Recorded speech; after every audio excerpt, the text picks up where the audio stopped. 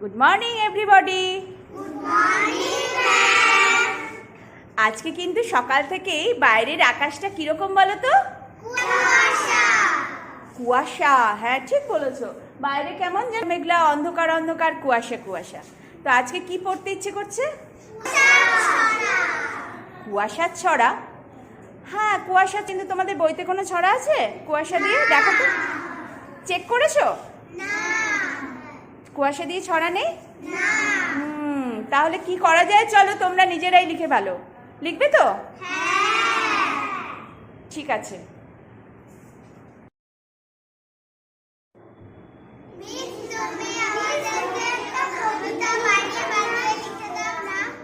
আচ্ছা, একজন বল, বুঝতে পারলাম না, বল।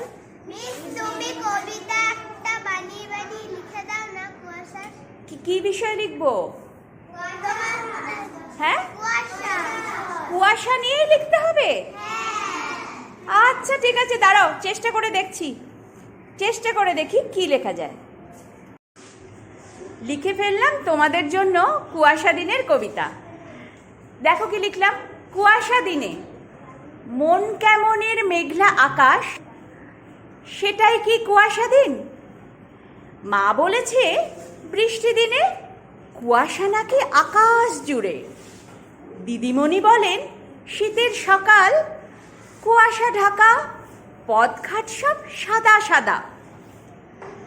মা যখন বলেন রেগে পড়তে বসো, আজ দুপুরে 1 ডজন অঙ্ক নাকি না করলে পিঠে পড়বে স্লের গোতো। আকাশ ভেঙে কুয়াশা তখন বিছায় চাদর মনের ভেতর। কেমন লেগেছে কবিতাটা? তোমাদেরও ভালো লেগেছে? আচ্ছা, কুয়াশা কি শুধু আকাশেই থাকে? আর কোথায় থাকে কুয়াশা? হ্যাঁ, মনের ভেতর। মনের ভেতর কুয়াশা কখন কখন আসে? যখন মন খারাপ হয় তখন আমাদের মনের ভেতর আসে, তখন কুয়াশা আসে। তাহলে এই কবিতাটা তাই হলো না, আকাশের কুয়াশা হঠাৎ হঠাৎ আমাদের মনে চলে আসে। তাহলে আজকে তোমরা খুব মজা পেলে এই কবিতা লিখে? ঠিক আছে। রবীন্দ্রনাথও যখন তোমাদের মতো ছোট ছিলেন না, এরকম খাতা পেন্সিল নিয়ে বসে যেতেন কোথায় বলো তো?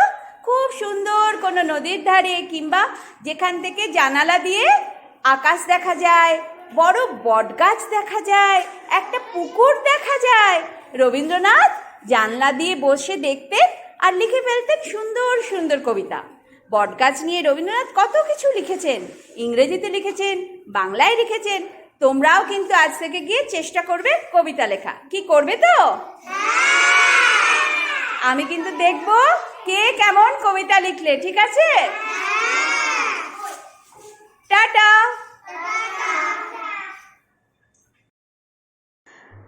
দীর্ঘ 24 বছর এই শিক্ষকতার কাজের সঙ্গে যুক্ত।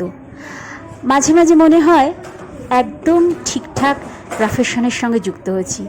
যখন এই ছোট ছোট বাচ্চাগুলোর মুখে হাসি দেখি, ওদের পড়াশোনা শিখিয়ে এত আনন্দ পাই, নতুন কিছু সৃষ্টির আনন্দে ওরা যখন মেতে ওঠে, মনটা সত্যিই ভরে যায়। মনে হয় এই শিক্ষকতা জীবন একদম সব থেকে ভালো, এর থেকে ভালো বোধহয় আর কিছু হয় না।